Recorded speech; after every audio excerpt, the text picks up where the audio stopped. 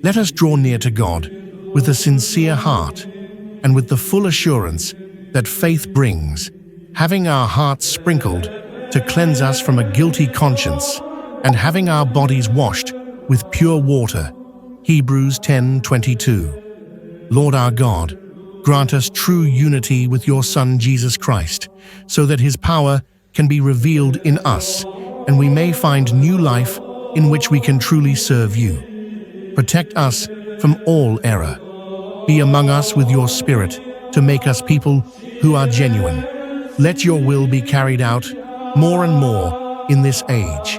Let your will again intervene, so that a new creation may come, a new heaven and a new earth, as we have been promised.